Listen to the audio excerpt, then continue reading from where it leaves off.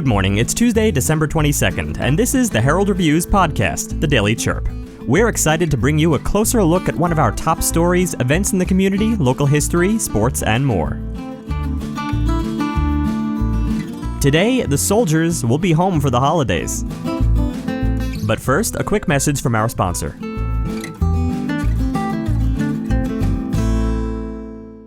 Hi everyone, I'm Sean Lawley from the Lawley Automotive Group, and we've stocked up on inventory at all of our dealerships. If you've been thinking about a new car, we've got the deal for you on a new Buick, GMC, Chevrolet, Ford, Kia, Hyundai, Honda, Nissan, Chrysler, Dodge, Jeep, and Ram. You don't have to go to Tucson or Phoenix to buy a new vehicle. We're your hometown dealer since 1995. We'll beat the big city dealers in price, and our customer service is small town dealer friendly. Come into any one of the Lawley dealerships today or shop lawleycars.com and see why nobody beats a Lawley deal. Nobody.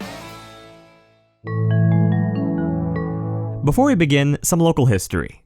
Did you know that you can find the world's largest rose bush in Tombstone? The Rose Tree Museum displays a great collection of historic artifacts, but the real attraction is the rose bush in the backyard. It was planted in 1885 with cuttings from Scotland.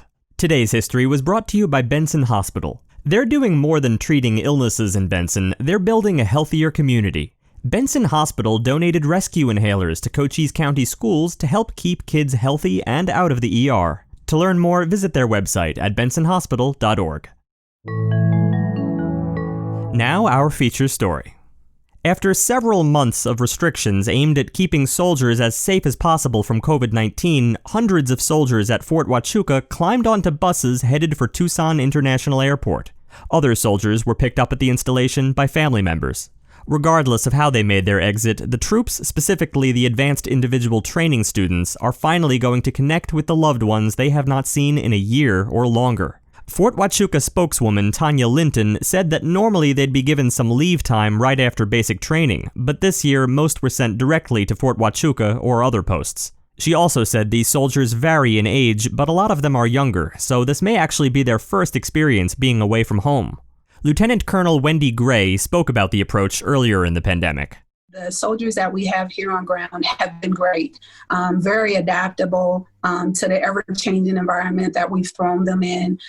We have what the CG will call a bubble that we've sort of created around them, giving them some leeway, but definitely some strict precautions that we have put in place.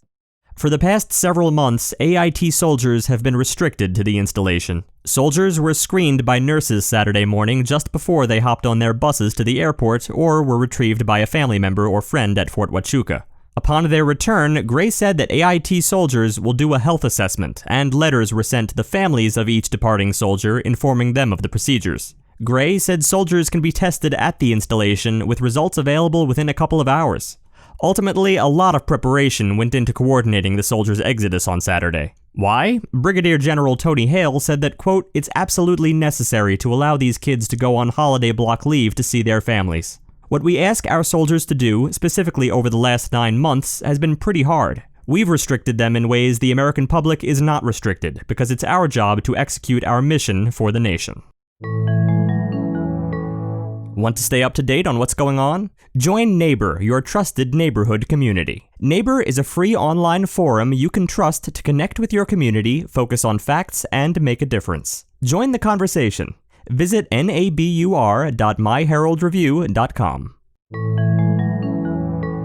Now, a quick sports update brought to you by Apex Network Physical Therapy. Providing physical therapy to the community, Apex Network offers a wide range of services, including manual therapy, industrial rehab, dry needling, golf rehab, and more. To learn more, go to apexnetworkpt.com.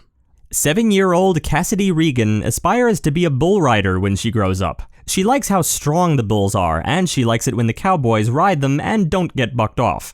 Regan, who lives in Tombstone, was part of a crowd gathering for a monthly bull riding event started by Shootout owners Robbie and Katie Yunt. The Yunts have been holding bull riding competitions on the third Saturday of every month since their inaugural event. The event coincided with Tombstone's Cowboy Christmas celebration. Yunt said that they had some top bull riders competing, including members of the Professional Bull Riders Incorporated and members of the Professional Rodeo Cowboy Association.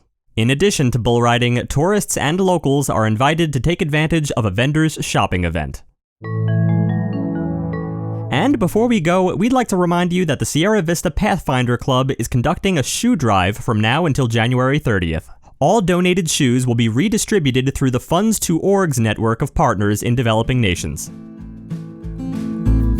Thanks for tuning in to the Herald Review podcast today. Join us again on Thursday.